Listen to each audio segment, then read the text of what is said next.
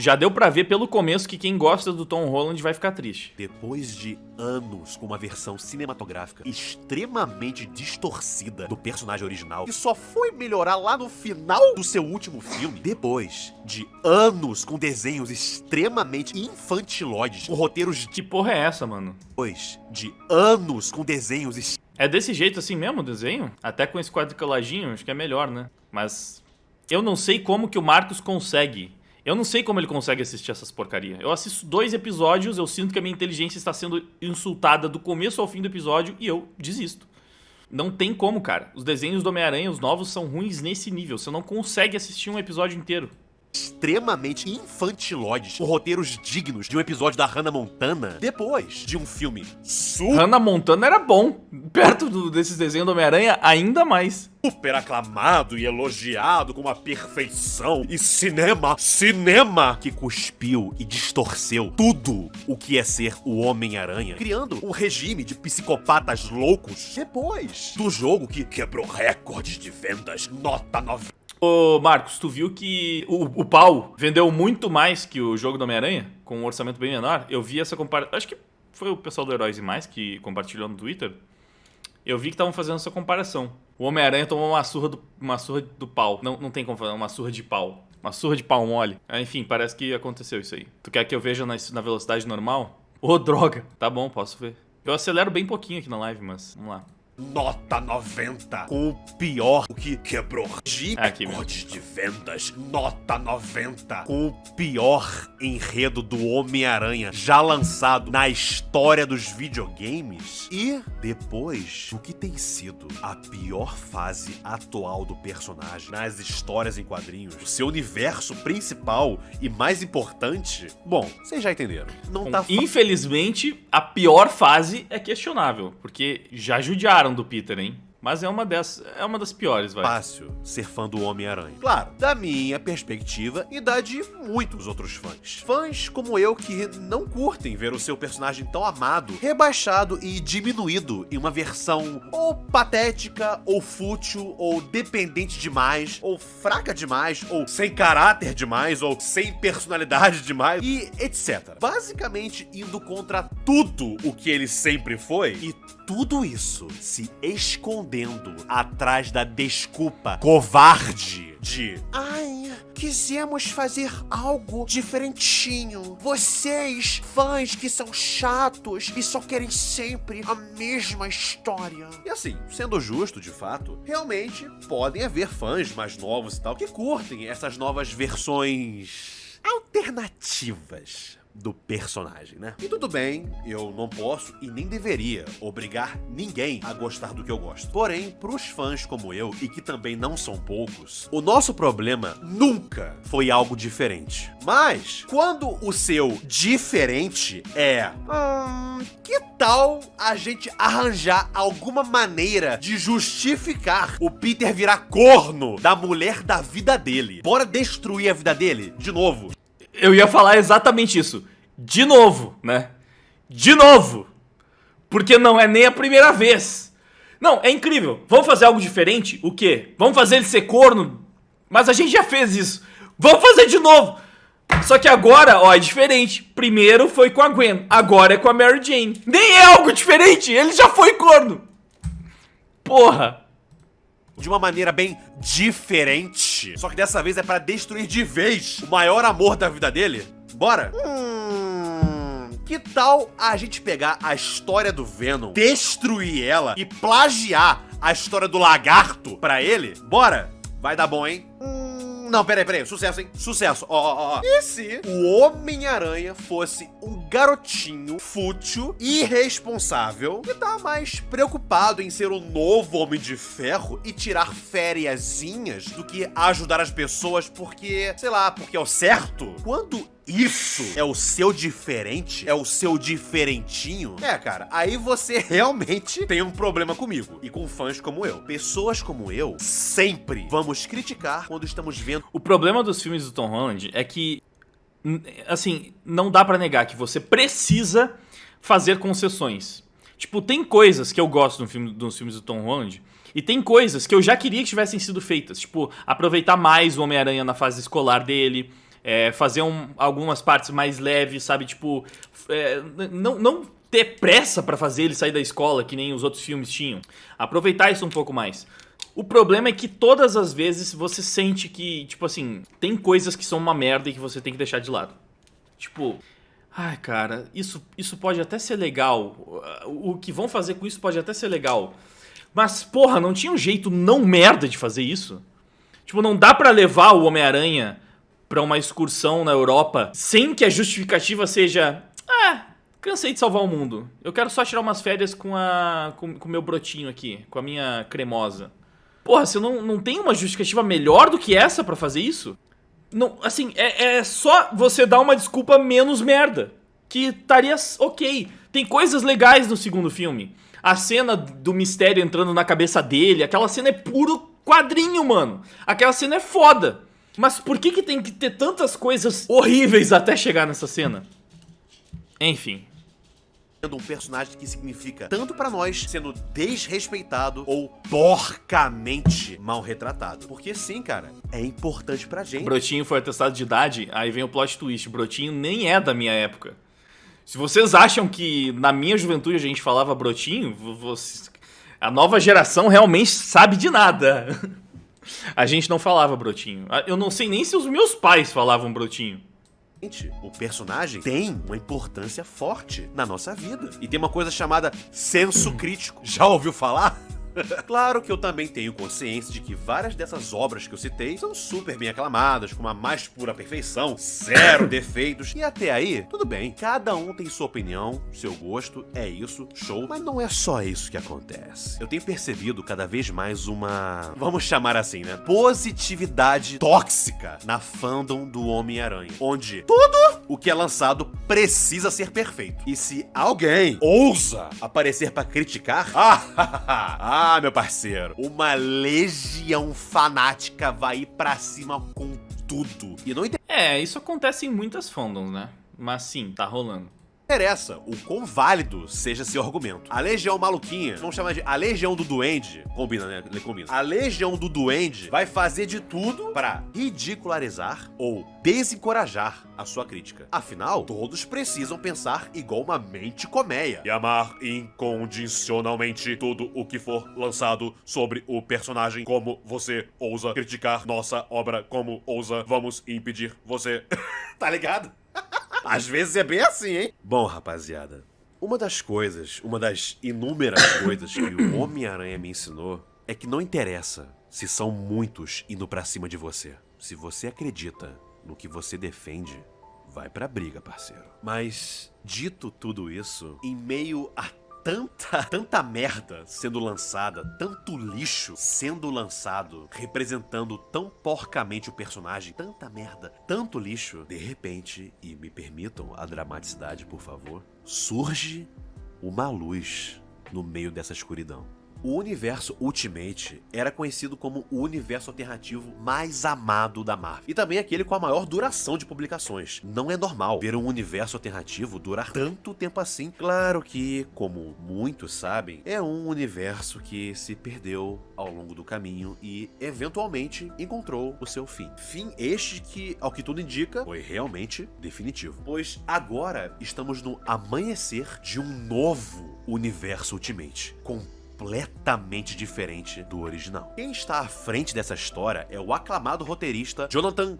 Hickman, escritor esse que eu conheci na grande saga épica Guerras Secretas 2015. E assim, devo admitir de que ele certamente sabe construir um épico cósmico. Mas a minha grande preocupação, desde que eu ouvi de que ele iria escrever essa história, era, ok, ele sabe fazer muito bem uma parada cósmica, grandes proporções dimensionais, multiversais absurdas, show, legal, mas e um núcleo mais pé no chão e humano? Será que ele sabe escrever isso também?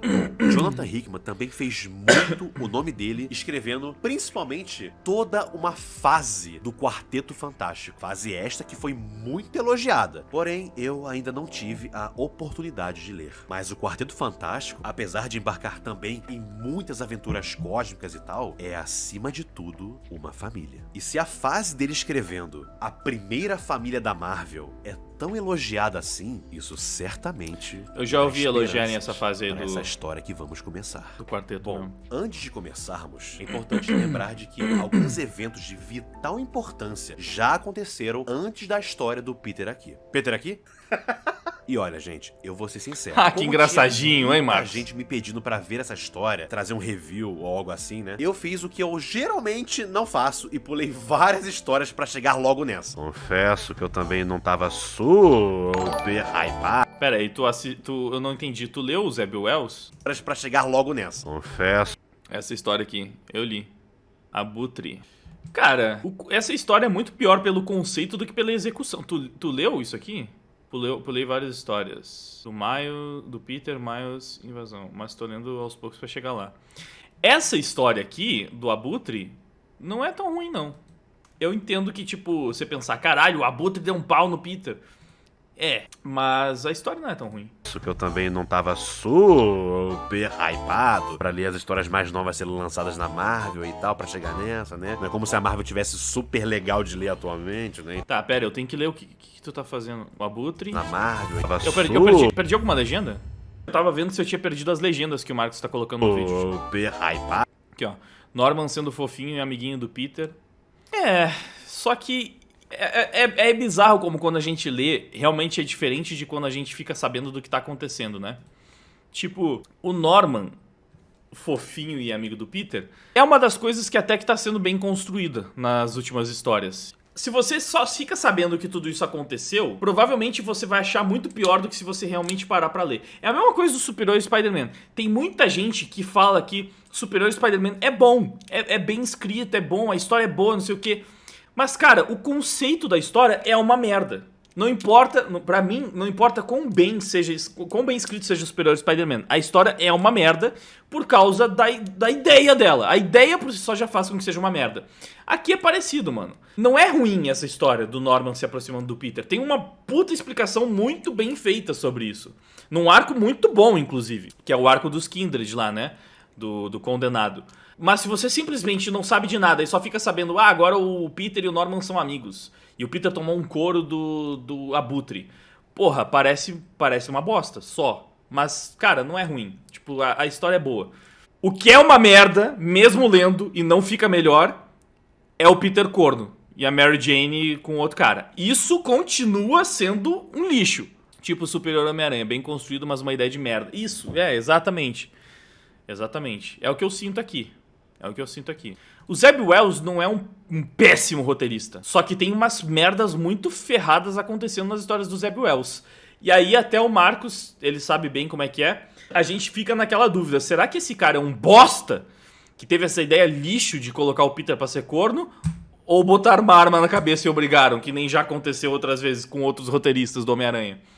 Às vezes não é nem culpa do cara, mano. A gente sabe que a Marvel gosta de separar o Peter da Mary Jane. É uma coisa que vem lá de cima. É foda. Porque os roteiros não estão um lixo completo. Mas tem coisas muito merda acontecendo nas histórias. Pra ler as histórias mais novas sendo lançadas na Marvel e tal, pra chegar nessa, né? Não é como se a Marvel tivesse super legal de ler. Mary Jane com superpoderes versus Peter psicopata, enquanto o Peter é chamado de bebê chorão. Os roteiristas nem escondem que odeiam o Peter mais. Isso aqui eu ainda não li. Eu vi que ela tem poderes, mas até onde eu li... Aqui eu tomei spoiler. É um arrombadinho esse Marcos, me deu spoiler o negócio. Isso aqui não foi nem publicado no Brasil ainda, ô Marcos. Você tá botando spoiler de coisa que não foi nem publicada no Brasil, porra! Aí tá de sacanagem, mano. Eu já vi que ela tem poderes, mas eu não vi a explicação ainda. Ele avisou. Falei pra não ler a legenda. Ah, como assim, pô? Não era pra ler. Ah, fala sério. E atualmente, né? Então, assim, não foi também um grande sacrifício, né? Da minha parte. Então, o meu ponto é, eu sei bem pouco sobre o que aconteceu antes dessa história. Como chegamos nesse ponto. O máximo de informação que eu tô ligado é... E, bom, lá vai contexto. Bora. Reed Richards, também conhecido como Senhor Fantástico, do universo Ultimate, enlouqueceu e virou um vilão.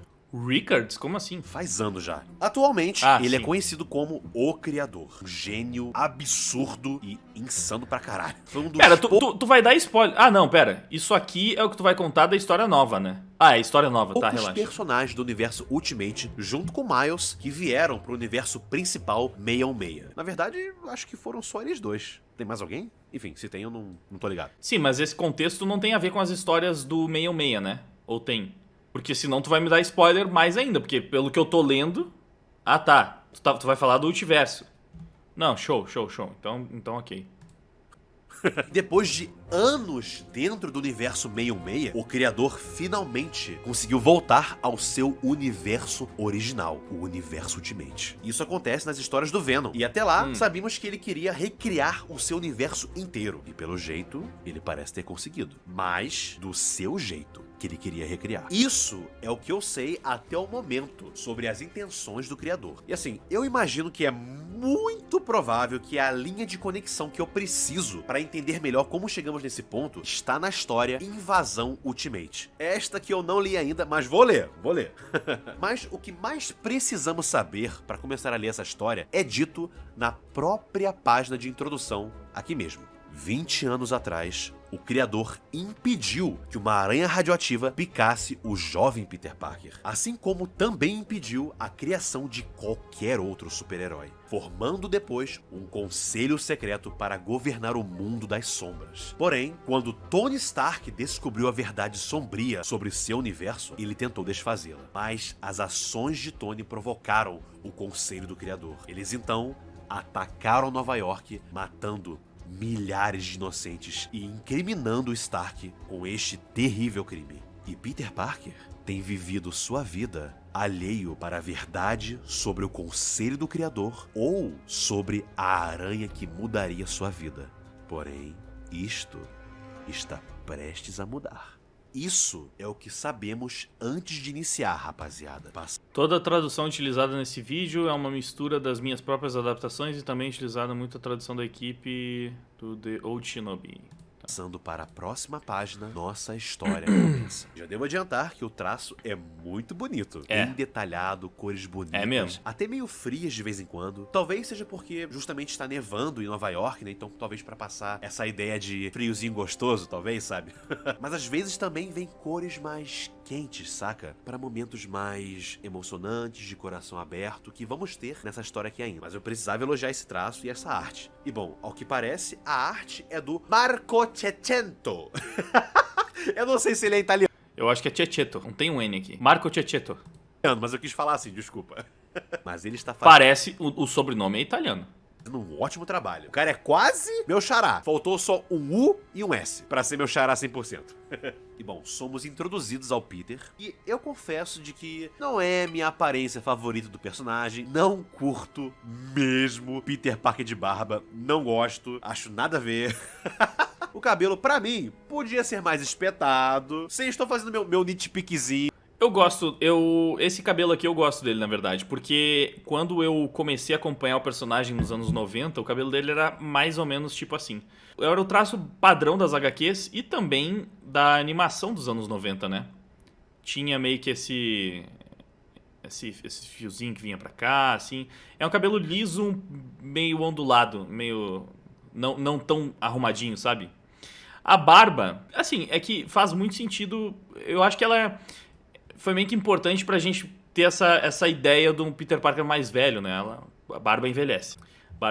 Então, tipo, pra não ficar apostando só nas marcas de expressão, eu acho que a barba ajuda a assimilar esse como um Peter adulto, realmente mais velho do que a gente tá acostumado. O cabelo, pra mim, podia ser mais espetado. Sim, estou fazendo meu nitpickzinho aqui e ali, ok? Beleza? Mas não tá ruim, tá legal, tá bacana, tá bonito. A gente tava lembrando, né? Marcos tava dando a opinião dele sobre o visual. Pra ele tinha que ser um visual mais próximo do clássico, do Dítico, né? Gosto do visual mais próximo do visual do Dítico, que é com o cabelo mais pra cima. E óbvio, sem barba na cara, que é o normal. Mas é que aqui, ó, importante falar, né? Lembrar pra quem se perdeu. Esse aqui é um Peter Parker mais velho, é um Peter Parker já adulto, pai e sem poderes. Até então sem poderes. Mas eu, pessoalmente, prefiro o meu Peter desenhado de outra maneira. Na verdade, um design de outra maneira, saca? Mas isso é gosto pessoal. O Peter começa abrindo com uma frase super interessante, já mostrando pra nós como leitores que essa história não será como a maioria. Ele tá com cara de cansado, eu acho que a ideia é um pouco essa mesmo. Que isso? Meteu uma ambientação. Virou Vomik agora? É, Peter Parker. Mais jovem você não vai ficar.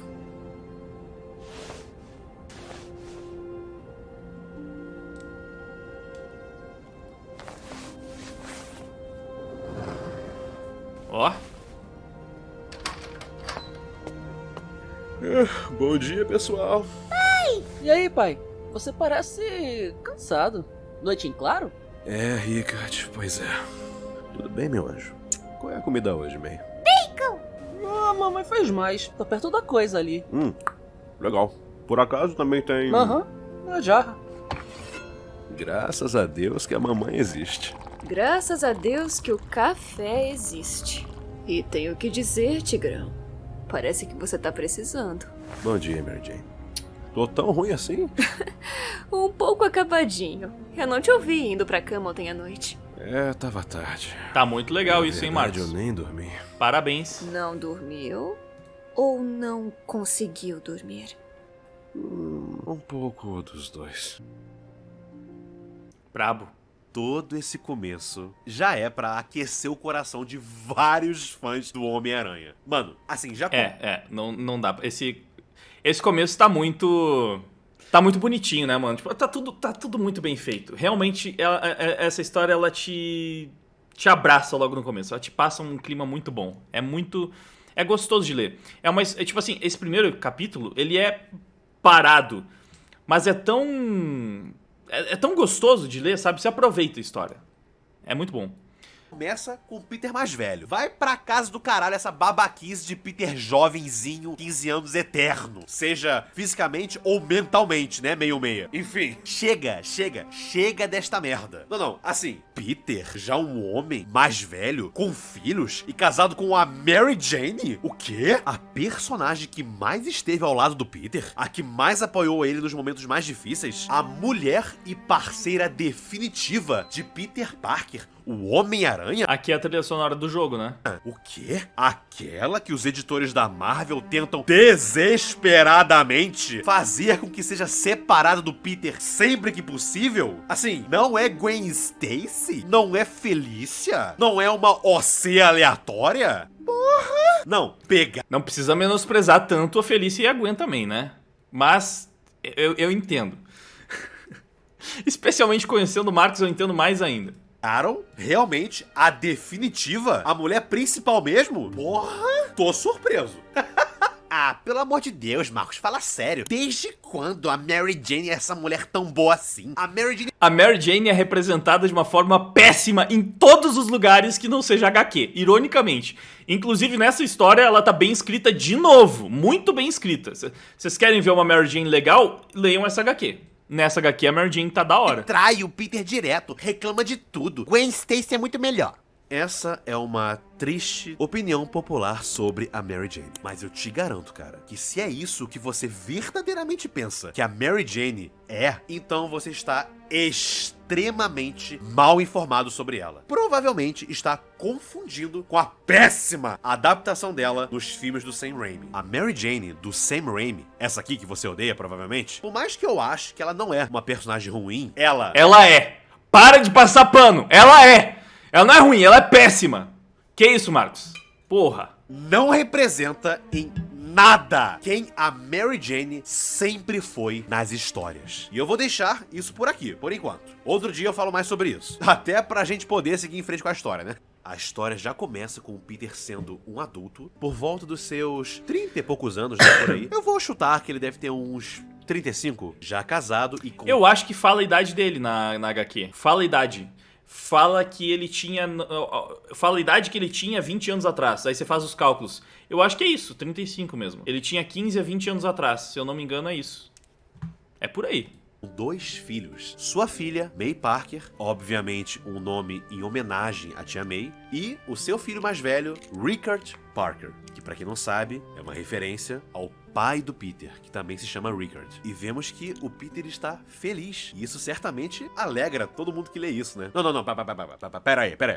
Tem algo errado. Peter mais velho, casado, com filhos, feliz. Ué, Então, por que eu e vários leitores estão felizes com isso? Estão alegres com essa mudança? Mas as pessoas não diziam que os fãs do Homem-Aranha são chatos e só queriam sempre a mesma história? Ué, não entendi, gente. Não era a mesma história que os fãs queriam sempre? Não tô entendendo. Será que é porque esse é um argumento de covarde? De alguém que não tem capacidade argumentativa pra justificar? É bem o contrário, na verdade. Os fãs queriam uma coisa diferente, né?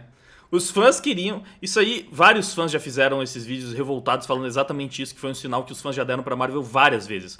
Os fãs queriam ver o Peter seguindo em frente. Queriam ver o Peter crescendo, envelhecendo, amadurecendo. Queriam ver novas histórias. Só que aí fica aquela coisa. Todos os jovens precisam ter um Peter Parker pra chamar de seu. Então ele precisa ficar preso nesse limbo e precisa ficar sendo resetado o tempo inteiro.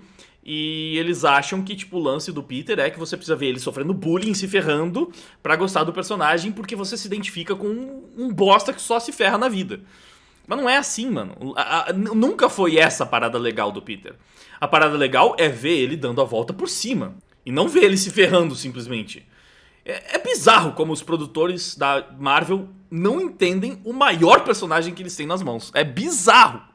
As distorções tão desnecessárias e que objetivamente são péssimas adaptações do personagem. E aí a pessoa que não sabe argumentar, né, e no seu desespero pra passar pano pra mediocridade, vai lá e puxa a cartinha. Ai, vocês querem a mesma história? Bom, se você é alguém que usa esse argumentozinho covarde, meu parceiro, essa tua narrativazinha tá perdendo força cada vez mais, hein? Até quando tu vai puxar essa desculpinha de merda aí? Enfim, voltando à história. Sim, nós vemos que o Peter está feliz. Casado com uma mulher maravilhosa, parceira, amiga, fiel, com 2 filhos maravilhosos também. Peter também não parece endividado. Parece ter um emprego estável, parece morar num lugar bem legal. Tudo parece bem. Peter está feliz. Mas, então, por quê? Ele não consegue dormir. Antes de sair pra trabalhar, a pequena May, fuçando nas coisas do pai, acha uma esfera de metal dentro da bolsa dele. Peter imediatamente tira das mãos dela, dizendo que não é brinquedo. E Mary Jane, preocupada com a falta de sono do seu marido, pergunta se ele quer conversar sobre isso. E ele diz que sim, quer sim. Mas depois, agora, ele precisa ir trabalhar. Logo depois, vamos para o emprego do Peter. Descobrimos que ele já é um repórter experiente. Nada de fotógrafo freelancer desesperado para pagar as contas, nada disso. Certamente estamos vendo coisas bem diferentes nessa história. Porém... Por quê? Parece que certas coisas nunca mudam, não é? Ou mudam. Isso aqui foi legal. Isso aqui foi muito legal. Olá, Peter. Oh, bom dia, chefe. Como é que vai? Sem tempo pra conversa fiada. Esse momento foi um dos melhores, acho, da história, mano. Meus ouvidos estão funcionando bem, Jonah. Não precisa berrar. Então por que não respondeu? Pois é, pessoal. Tio Ben está vivo e trabalha no Clarim Diário. Isso certamente me pegou de surpresa. Não só isso, também é um repórter experiente e Tio Ben e J. Jonah Jameson sendo brotherzaços, amigaços. Que mudança interessante, cara. E foi muito Percebe-se também legal. que Peter, Ben e Jameson, os três, têm todos uma confortável intimidade. É quase como se Ben e Jameson fossem um par de tios mesmo do Peter, sabe? E, cara, isso é muito fofo, cara. Ah, e outra. Uma das melhores coisas da J. Jonah Jameson foi super bem escrito nessa HQ, nessa primeira edição, pelo menos. Que personagem bom, mano. E foi muito legal. Cara, foi muito bom. Deu pra ver, ou pelo menos sentir, que nessa história teremos um J. Jonah Jameson bem escrito. E isso sempre é muito bom de ver, cara. Que não é só uma caricatura boba e idiota, né, Insomniac? Ou um sociopata que prefere ver gente inocente morrer do que ajudar o Homem-Aranha, né, Dan Slott? Enfim, aquece o coração de verdade, cara, ver o Jameson assim. E podemos ver que Jameson respeita e muito Ben Parker. Porém, ele como amigo sente que o Ben tá sofrendo com alguma coisa. E ele fala pro Peter ficar de olho no tio, caso ele precise de alguma coisa. E isso enquanto ele empresta a própria gravata pro Peter, veste o Peter pra ele ir mais bem arrumadinho pro compromisso dele. Cara... Meu irmão, Jameson sendo um paizão aqui nessa cena, né? Exatamente. Muito legal, cara.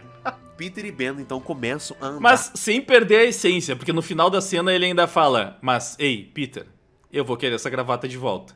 Mas é muito legal, cara, tipo, sério.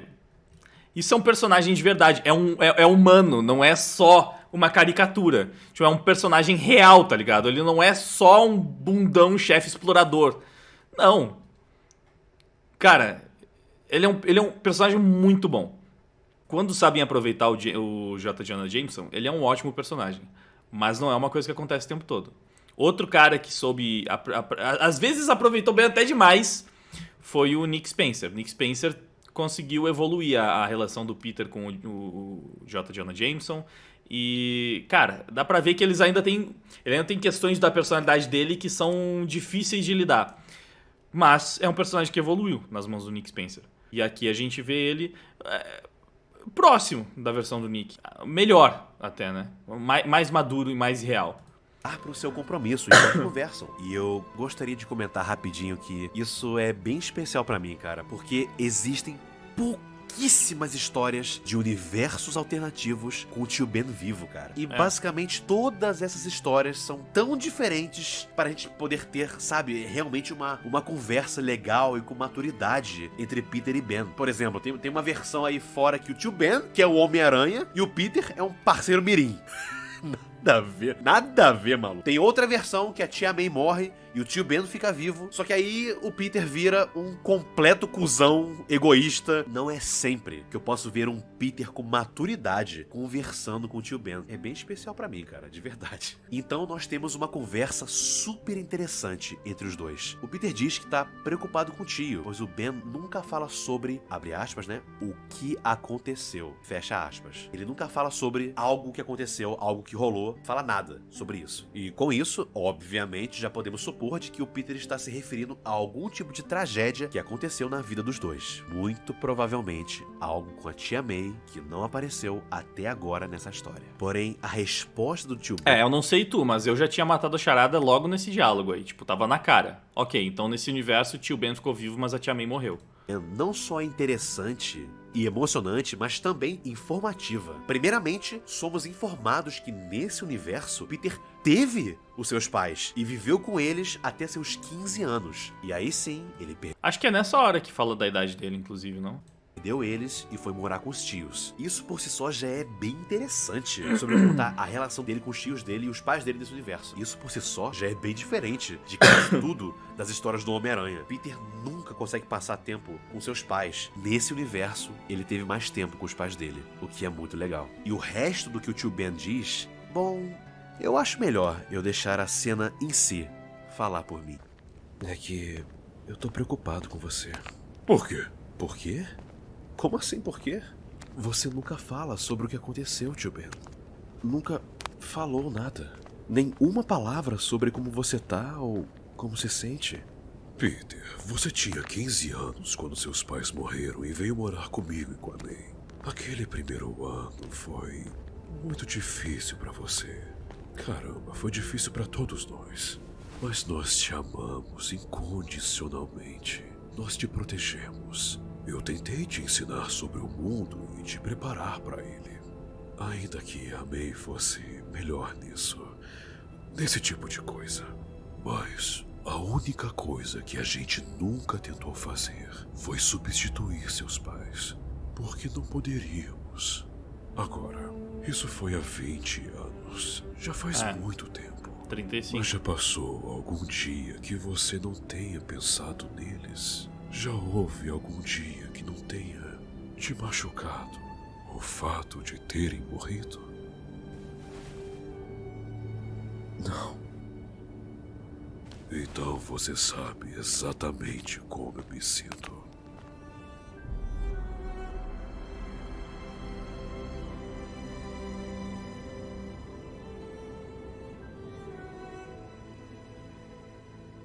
O momento especial que usou a música, né? Então fica bem claro que sim, perdemos a Tia May nesse universo. E em seguida vemos o nome da May cravado no memorial. Memorial esse de todas as vítimas do ataque do Conselho do Criador. Sabemos disso pelo que havia sido dito na página de introdução. Mas lembrando que a cidade inteira, que o mundo inteiro acredita que o responsável por esse ataque terrorista foi Tony Stark. E eis que vemos um lindo monólogo de Matt Murdock. Ou melhor dizendo, Padre Murdock. O que faz perfeito sentido. O herói mais cristão da Marvel, num mundo onde ele nunca virou o Demolidor, acabar achando o seu caminho na sua religião, faz todo sentido. Realmente bem interessante, cara. E depois de um lindo discurso... Também achei bem interessante isso. Ben se emocionar, o Padre Murdock dá espaço para Harry Osborn falar sobre sua própria tragédia de perder ambos os seus pais no ataque que Nova York... O Harry foi uma das poucas coisas que eu não entendi muito bem por que o Peter não virar um super-herói faria com que ele nunca tivesse nenhuma proximidade com o Harry. Sofreu. E a gente vê, no jeito que o Harry fala sobre o seu pai, que muito provavelmente a relação de Norman e Harry nesse universo era de um sincero amor de pai e filho. Porém, vale lembrar que o Harry não é a fonte mais confiável para falar sobre o caráter de seu pai, especialmente por ele ser normalmente uma vítima de abuso psicológico, tipo de vítima que não enxerga quem é o seu agressor. Porém, esse é um novo universo, um novo Harry, então talvez as coisas sejam realmente diferentes. Então, por enquanto, mesmo com o pé atrás, nós acreditamos nele. E dito isso, podemos ver no discurso de Harry que ele certamente guarda um grande rancor por ter perdido seu pai. E certamente, por suas palavras, vemos que ele quer que justiça seja feita. É verdade. Hoje é um dia de lembranças. E a que eu continuo lembrando, uma que eu não consigo parar de lembrar, foi quando eu tinha 7 anos. Ó o Carlos aí. Foi a primeira vez que meu pai brincou de beisebol comigo. E assim, eu nunca gostei muito de beisebol, e nem meu pai. Mas aí está essa memória me atormentando. E foi só hoje, de verdade, que eu descobri o porquê. É porque, naquele momento, o mundo inteiro era apenas aquela bola, eu e meu pai. Como se fosse tudo o que importasse. Como se eu fosse a pessoa mais importante do mundo por meu pai. E agora...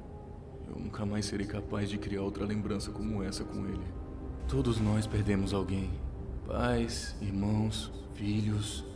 Como o Padre Murdock disse, eles sempre viverão em nossos corações. Anjos que cantam para nós, como ele disse. Sempre nos lembraremos deles.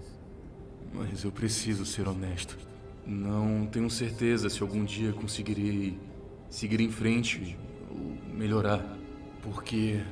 quando eu estou completamente sozinho, no silêncio da noite, não são as vozes de anjos que eu ouço cantando. Eu ouço o som de uma bola batendo em uma luva. Ouço gritos e sirenes. Ouço todos nós chorando de dor, pois uma parte de nosso futuro foi roubada.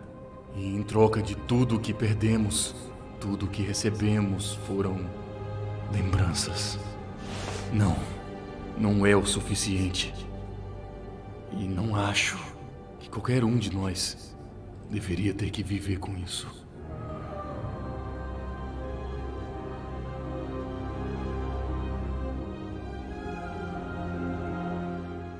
Para nossa surpresa, também descobrimos que nesse universo, Peter e Harry não são melhores amigos. Na verdade, mal se conhecem. Quem tem alguma conexão com Harry, na verdade, é o tio Ben. Pois em seus trabalhos como repórter, ele entrevistou muitas vezes Norman. Peter também comenta de que, de acordo com Ben, Norman era misterioso. E Ben nunca conseguiu descobrir quem ele era de verdade. De volta ao Clarim Diário, chegamos lá com a reviravolta de que Jameson acaba de se demitir.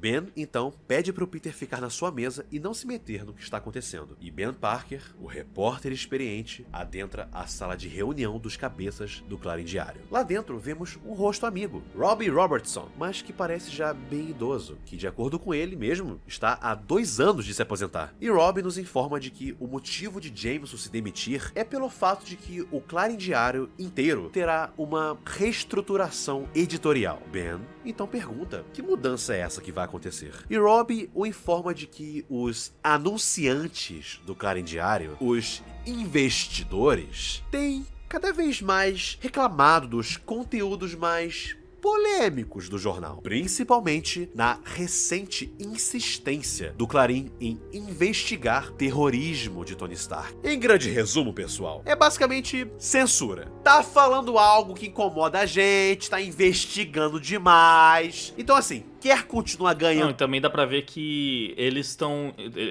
interessados em cobrir e descobrir por que Tony Stark tava sendo, tipo... Porque o mundo aceitou que Tony Stark fez merda e matou um monte de gente. Do nada. Mas, na verdade, a gente, né, os leitores sabem que não foi isso que aconteceu. Tony Stark, na verdade, estava tentando salvar as pessoas e trazer os heróis de volta para esse mundo. E o vilão, na verdade, foi o Reed Richards do universo Ultimate que virou vilão, né, o criador. Então, aparentemente, o Clarim estava fazendo o conteúdo jornalístico investigativo de verdade para chegar na verdade de fato, não a que as pessoas acham que é verdade, porque tá todo mundo sendo enganado. E isso estava incomodando algumas pessoas, que talvez estejam trabalhando juntas por trás, né? Vocês vão ver aí quem é, obviamente são pessoas que não são muito bem intencionadas. Dinheirinho? Então para de procurar a verdade, senão nós vai de sabotas, tá ligado? Em resumo, é isso, pessoal, a situação. Por isso o Jameson se demitiu. Ben, então pergunta pro Robbie, como você acha que eu deveria estar me sentindo sobre isso tudo? Então... outra voz responde, uma voz mais imponente, levemente ameaçadora, na verdade. Satisfeito pela sua boa sorte. Afinal de contas, a natureza abomina o vácuo. Ninguém menos que o Wilson Fisk é um dos investidores do Clarim Diário. E ele diz pro tio Ben que, basicamente, agora que o Jonah foi embora, existe um vácuo, um espaço no cargo dele. Um que Ben pode preencher. Ben pode ser o novo líder do Clarim Diário. Se, obviamente, ele puder andar na linha que o próprio Fisk estabelecer para ele andar. Basicamente de como Fisk quer que o jornal seja daqui pra frente. Quais notícias devem ser mostradas pro público e quais devem só ser ignoradas mesmo. Tio Ben, então, dá um sorrisão de Shed e vai embora. Entra no elevador do lado do Jameson e pergunta: e aí, o que a gente faz agora?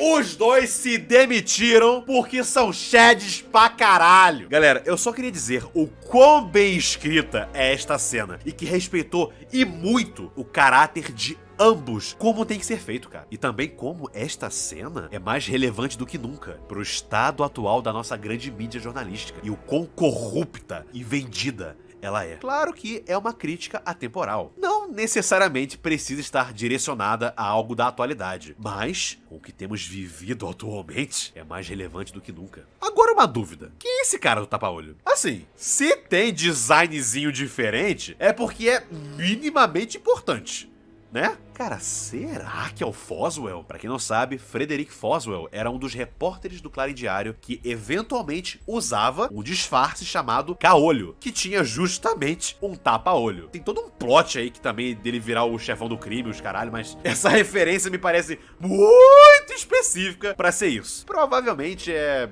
sei lá, mano, o Adrian Toomes antes de virar o Abutre, tá ligado? Ou algo assim. Ou só um cara aleatório mesmo, foda-se. Agora, voltando pra... Pode ser um dos executores, é um capanga do Fisk.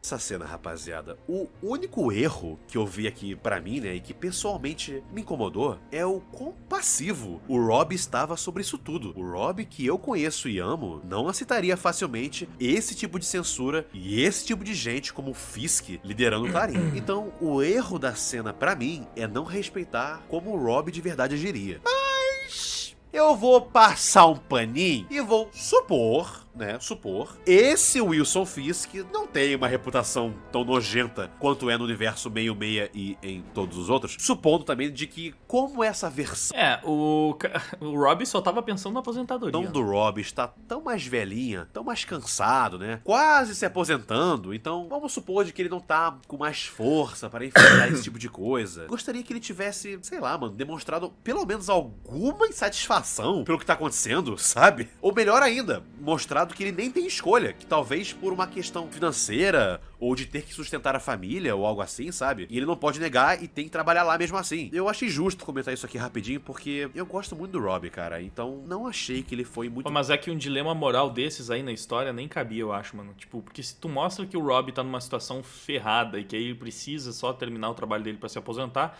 ainda assim você coloca em xeque os valores morais do personagem. Tipo, tá, então quer dizer que num dilema moral onde ele precisa se submeter ao Wilson Fisk pra pagar as contas, ele vai escolher o Wilson Fisk. Acho que quase que fica melhor só deixar en passant, tipo, ele com uma cara conhecida pra fazer o roteiro andado, do que botar ele ativamente escolhendo uma coisa errada.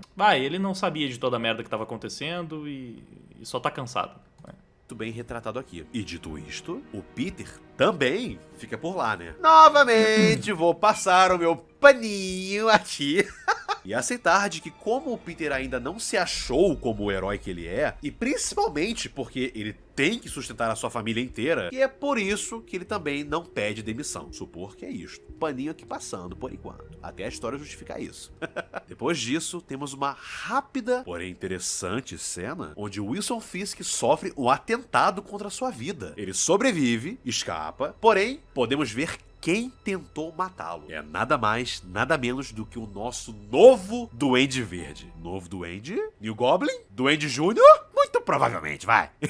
Sobre o design dele, referência óbvia ao Duende do Sam Raimi, Sim, né? sim. Mas dessa vez, com uma distribuição de cores bem melhor. Eu gostei muito de como o roxo foi espalhado no verde. Também curti o capacete, cara. A princípio, eu não tinha curtido muito o capacete, mas agora eu tô curtindo, porque eu parei pra teorizar aqui sobre a ausência, né, de um rosto na máscara e tal, né, de uma cara. Ficou legal por ser diferente, mas isso aqui é muito melhor, né? Cara com expressão sinistra e dentes e os terríveis olhos amarelos, tá ligado? Eu teorizei de que a ausência disso, né, indica de que quem está por trás do uniforme é alguém focado e com sua sanidade intacta. Sanidade intacta é forte. É forte. Duende Verde com a sanidade intacta? Forte. Provavelmente é o Harry, vai. Gosto pessoal, Como visual alternativo ficou bom, vai. pessoalmente prefiro bem mais uma roupa que chegue mais perto do clássico, sabe? Mas claro, que use um design que funcione, que seja realista. Uma mistura de tecido com armadura, com uma máscara que tem um rosto. É o que eu prefiro. Mas, novamente, pelo que a história está aparentemente se propondo, essa roupa faz todo sentido, tá bonita realmente. Depois disso, vamos para Jonah e Ben, que agora estão conversando sobre o que fazer. Dito isso, eles estão no Bar Sem Nome? Pra quem não tá ligado, o Bar Sem Nome Bar é dos um local vilões. bem famoso no universo Marvel. Ele é um bar secreto em Nova York, onde super vilões se reúnem. É basicamente um território pros criminosos ficarem de boas. Porém, como nesse universo não existem super-heróis, também não existem super-vilões, ou não existiam até então, então o bar virou outra sem coisa. incomodar ninguém, tá ligado? Só pra tomar um choppzinho, conversar, os caralhos, sabe? Entre os vilões é um território neutro. Brigas são proibidas lá. Então, visto que agora ele é um bar normal, isso também parece indicar de que quando o criador impediu a criação dos heróis, ele também impediu a criação dos vilões. Ou pelo menos, da maioria deles. A conversa de Ben e Jameson segue entre os dois e eles falam sobre como será essa nova empreitada deles. Eles querem abrir um novo jornal. É como eu disse, cara, os caras são muito brother mesmo. Eu não sabia que eu precisava ver J. Jonah Jameson e tio Ben sendo amigos até eu ver isso acontecendo, cara. Peter então chega, Jameson se despede e Peter tem uma conversa em particular com o tio Ben. E aí vem o ponto principal da história, do porquê Peter não consegue dormir. Ele desabafa com o tio Ben que ele sentiu que na sua vida inteira tinha algo errado, algo que estava fora do lugar. Por mais que ele seja feliz hoje em dia, tem alguma coisa faltando, algo que ele sente que precisa ser feito, uma mudança que ele sente que precisa ser feita na vida dele. E assim, vendo o Jameson e o tio Ben se demitindo do Clarim para buscarem suas próprias mudanças, isso de fato inspirou um pouco o Peter mesmo. Porém, o próprio tio Ben diz que atualmente na sua vida ele não tem mais esposa. O seu sobrinho, seu filho, vai, porra. O seu filho tá crescido, com família, ele não tem que cuidar mais do Peter. Então, o tio Ben está numa posição super confortável de jogar tudo pra cima e tentar algo novo. Já o Peter tem sua esposa ainda, tem seus filhos para cuidar e sua felicidade para manter. Então, ao contrário do tio Ben, que estava numa boa posição para buscar mudança em sua vida, Peter não sabe se vale a pena arriscar a sua felicidade para ir atrás de uma mudança que ele sente que é tão necessária na vida dele. Então, vale a pena arriscar? É só que por muito tempo eu achei que algo tivesse errado com minha vida, tio Ben. Algo que tivesse errado comigo. Eu não sei explicar muito bem, mas agora eu simplesmente sei que eu tava certo o tempo todo. Que tem algo faltando. E eu não sei o que fazer. Peter, você já ouviu o ditado? Inação é ação? Aham, claro. Bom, é só uma maneira idiota de dizer que não se deve passar sua vida esperando que algo aconteça. Faça acontecer. Eu te amo, filho. Mas se vai ficar vagando como um sonâmbulo, anestesiado pela sua própria vida, então acorde. E em casa, vemos Peter colocar May para dormir e ter uma rápida interação fofa com seu filho Rickard. Então, com as crianças tendo ido dormir, a conversa que ele e Mary Jane ficaram de ter começa. E é uma conversa maravilhosa, galera. Mary Jane é retratada perfeitamente como ela sempre Como eu falei, mais uma história em que ela é muito bem escrita. Realmente. foi Bom demais. desde que ela amadureceu nas histórias originais. Ela é sábia, parceira, gentil, escuta o parceiro, busca entender e, é claro, inspira o Peter. Agarra ele quando ele tá lá embaixo e joga ele lá pra cima de novo. Essa é a Mary Jane de verdade. E a gente vê na conversa dos dois o quanto o Peter apoia ela e ela apoia o Peter. Quanto esse casal, apesar de não ser perfeito, como qualquer outro casal aí fora, ainda assim é um maravilhoso exemplo de um relacionamento saudável que todos deveríamos buscar fazer parecido. Dois parceiros que se apoiam pro que der e vier. Eu te conheço, Peter Parker. Você é um marido maravilhoso. E não fica pra trás como pai. Mas há anos tem estado com essa nuvem pairando sobre você. Você vem tentando disfarçar, mas não está satisfeito com quem você é. Você sabe o que tem que fazer? Acho que sei. Sim. As coisas vão mudar entre a gente? Nunca. Bom, então... isso resolve o problema. Tô indo pra cama. E você... pega eles, Tigrão.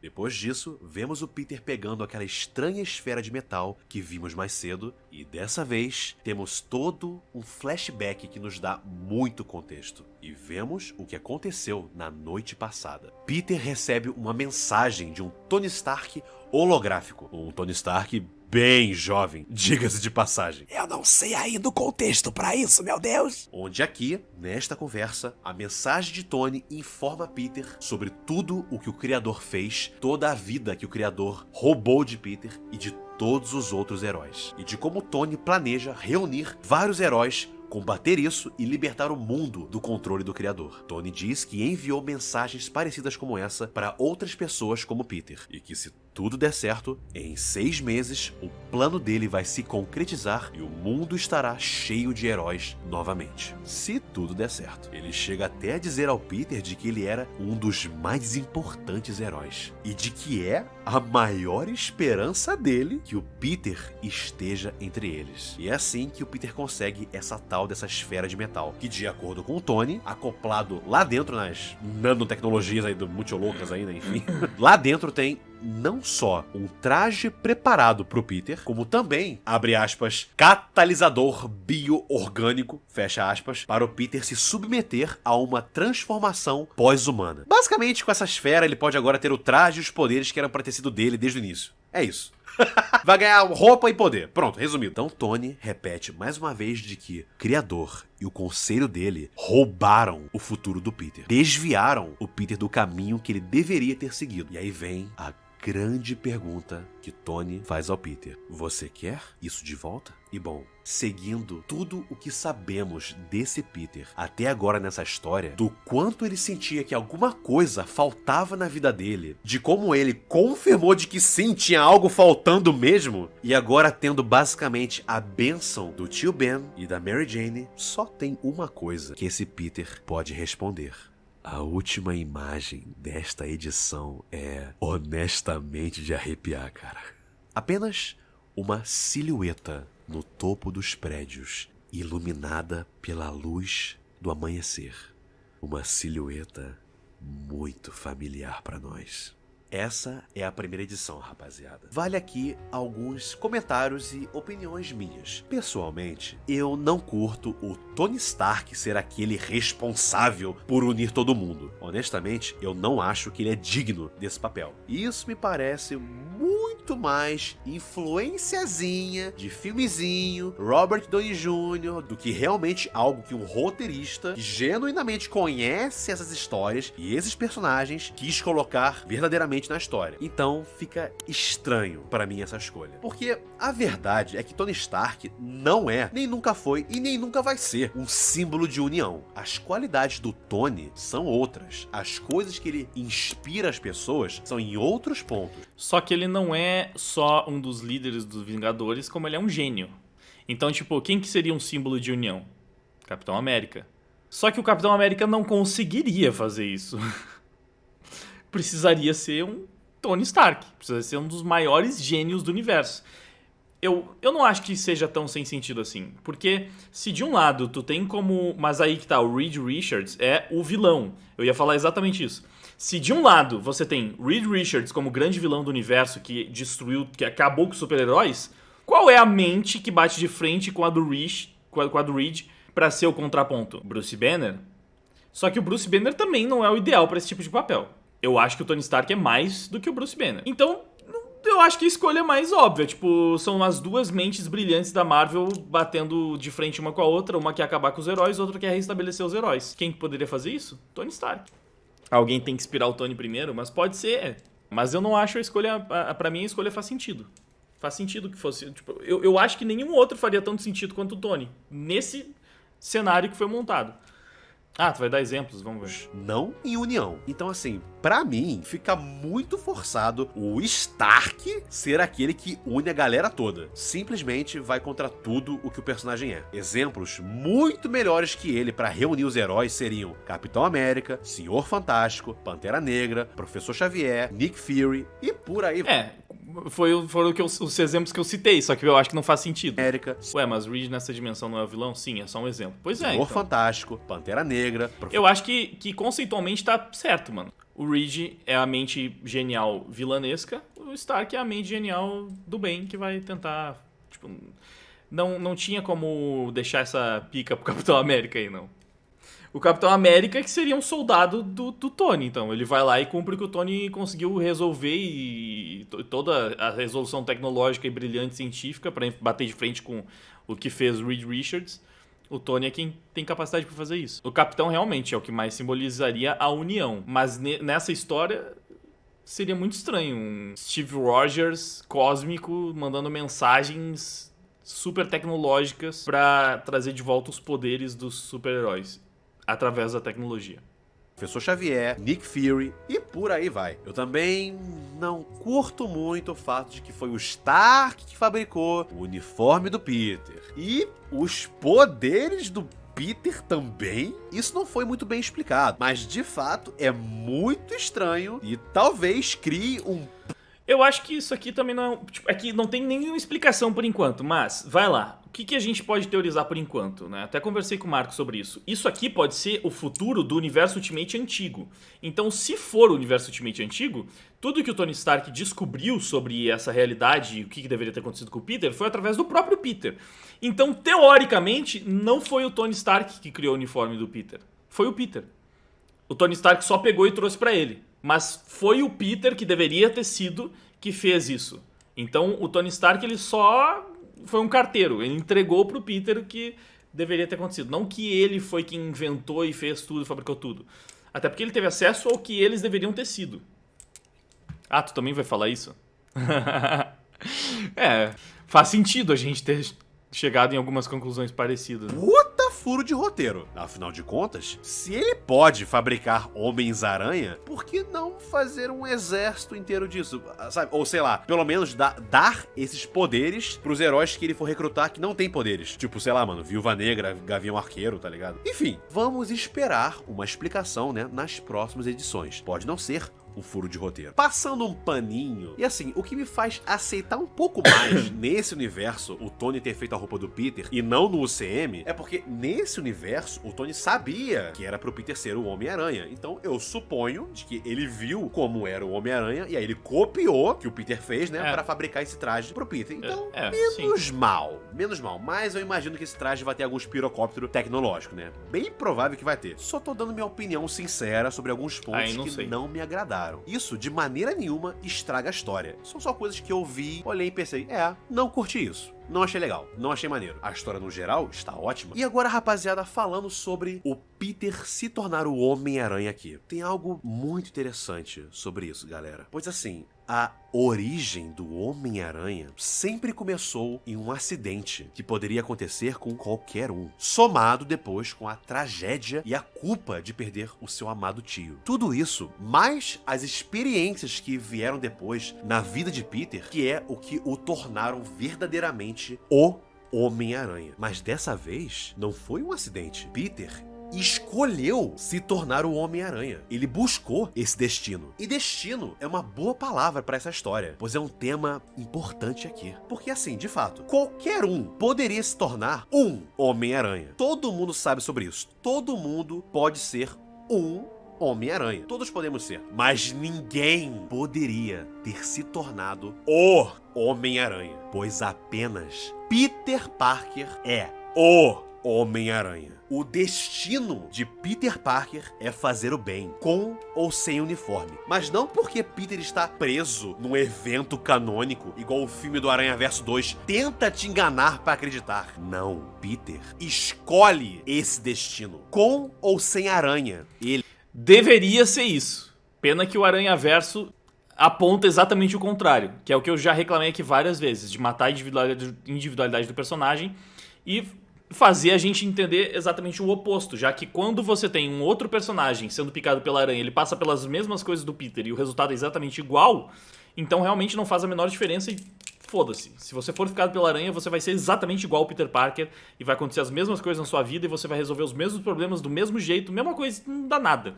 Mesmo que você não tenha tio Ben nem nada, vai ser exatamente a mesma coisa. É isso que o Aranhaverso fala. Querendo ou não, essa é a mensagem do Aranhaverso. Mas graças a Deus, nessa história, a gente não tem que ficar pensando em Aranhaverso, né? Essa história aqui, se ela... Assim, se não ficarem metendo bedelho e não fizer... Vocês sabem, né? Se não enfiarem lacração no meio pra estragar tudo, isso aqui pode ser mais legal de acompanhar do que o Universo 66. A real é essa. E a gente tem um Peter Parker que realmente a gente vê que é um cara bom e que não ser o Homem-Aranha sempre fez falta na vida dele, que ele busca isso, e ele busca fazer o que é certo, enfim, né? Não é só uma coisa de a aranha guia toda a teia da sua vida, e é tudo evento canônico, você não tem como mudar nada. Você é basicamente só um... Tá tudo já escrito, você tá só trilhando por aquele caminho. Isso que eu nunca gostei desse conceito de destino. Acho que faz sentido, né? Alguém que defende liberdade gostar mais do conceito de liberdade do que o conceito onde tudo já está pré-determinado. Ele escolhe fazer o bem, porque as pessoas que ele ama o inspiram pra isso. Não existe evento canônico. Isso é uma... Dito isso, Miles no próximo capítulo. Que jeito de estragar uma história, Uma hein? mentira covarde criada pra justificar um roteiro mesquinho e rancoroso. Um dia eu falo mais sobre isso. Os diretores admitiram isso, tá? E assim, existe uma grande diferença entre você seguir um destino e você escolher o seu destino. Sim. E é isso o que fez tão especial o final dessa história. Evento canônico não existe e nem nunca existiu. É você quem escolhe o seu destino. Sempre foi assim e sempre vai ser. Não existe uma força mágica que remove toda a responsabilidade das suas mãos, dos seus erros, porque estava predestinado para acontecer. Isso não existe. É você quem faz, quem escolhe o seu destino. Sempre foi assim e sempre vai ser. E assim, pessoal, talvez essa história não seja 100% como eu queria. Como vocês puderam ver, né, eu sempre tento prezar a maior transparência e sinceridade com vocês sobre o que eu estou sentindo. Então eu critiquei coisas aqui e ali que eu não gostei, apesar da história continuar sendo maravilhosa. E assim, gente, talvez essa história acabe não sendo isso tudo. Talvez ela decepcione no final. Assim como várias outras histórias que começaram muito bem também decepcionaram no final. Talvez essa história não seja a luz no fim do túnel que os fãs do Homem-Aranha tanto precisam. Mas essa é uma história que rejeita toda a nova visão moderna sobre o que é pra ser o Homem-Aranha. De que ele, Peter Parker, é só mais um, não é especial. De que Peter deveria sempre ser um moleque que nunca cresce, nunca evolui. Ou quando evolui, evolui pra baixo, sendo um merdão, um capacho, ou um otário, um fraco de merda. Ou que talvez ele deveria ser adaptado como algo completamente irreconhecível, distorcido e que não inspira ninguém a fazer o certo, ser melhor, ser responsável. Enquanto é vendido como uma grande adaptação. Essa história disse não. Ela disse não pros desenhos atuais do personagem. Ela disse não pro jogo do personagem que bateu recordes de vendas. Ela disse não pra filmes milionários, bilionários até. E ela disse não pro próprio universo principal, original e o mais importante do personagem, que atualmente é simplesmente triste e patético. Ela disse não pra tudo isso. E isso é muito especial, cara. Essa história pode não ser, como eu disse, né, a nossa luz no fim do túnel. Mas por enquanto, hoje, essa história significa algo muito importante no coração de tantos fãs. Pô, tinha todas essas animações aqui, ficaria legal ter usado algumas delas na Vomit, né? Caramba, que da hora. Homem-Aranha. Algo muito forte. Algo que os fãs desse herói sempre vão ter. Esperança. Brabo. Brabo, muito foda, mano. Essas pessoas roubaram seu futuro. Essas pessoas te desviaram do seu destino. A questão é: você quer isso de volta?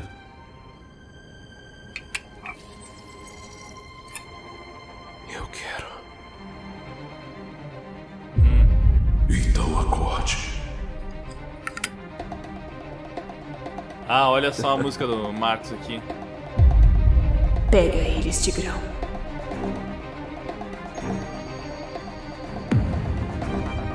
Que isso? É muito cinema. Brabo demais.